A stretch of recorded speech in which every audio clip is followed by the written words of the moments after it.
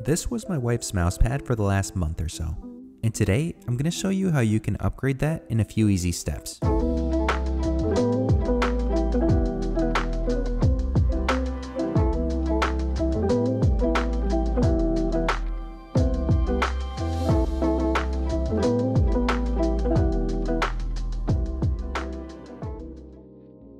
Now, for the actual project, I used an 8x12 inch sheet of leather.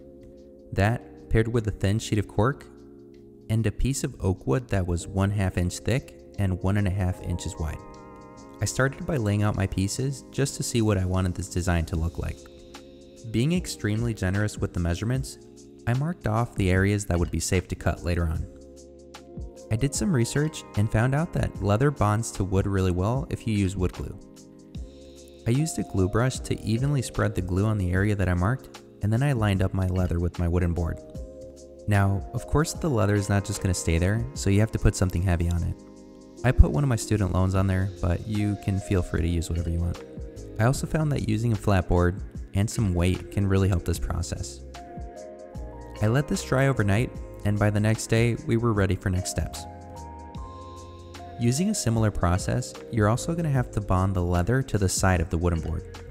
I put some more wood glue on that surface, making sure not to get any on the bottom, and then spread it evenly again.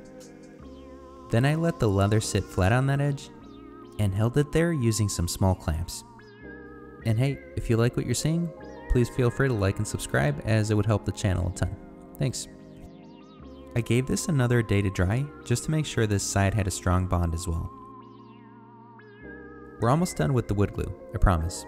But now that the bottom is an even surface, you have to cover all that surface area with a thin layer of wood glue. Once you've done that, you can lay it flat on the cork. The cork is going to act as a thin base, so that the leather is not just flopping around everywhere. Once the leather was relatively flat, I laid a scrap piece of plywood on top of it and then added some weight, just to make sure that it would dry in place. The next day, when everything was dry again, I marked out the middle of the board using a speed square. I wanted to create a little pencil holder right in the middle, and that line would serve as a perfect reference. We're skipping a step here so you can see what I'm doing, but those scrap pieces of plywood are just serving as a guide so that the router can route out the pencil holder. To do that, all you have to do is put the tip of the router bit onto the line.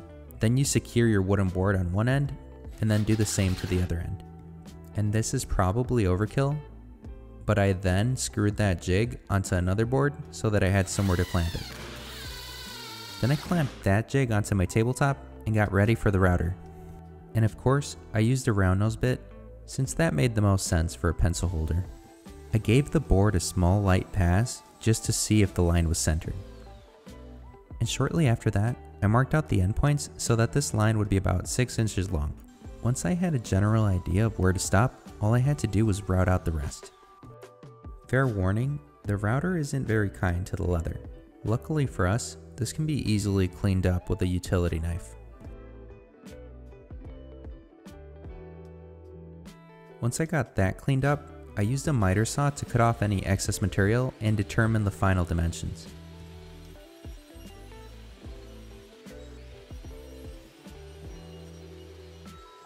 And that's as simple as that. I then used 240 grit sandpaper to sand any of the exposed wood edges. And of course we can't forget about the inside of the pencil holder. Then I gave those wood surfaces a couple of clear coats using Verithane's water-based polyurethane. This product works really well with a foam brush. I gave that clear coat an hour to dry, then I conditioned the leather using coconut oil. This oil did make the leather very dark initially, but once it dried up, it looked like this.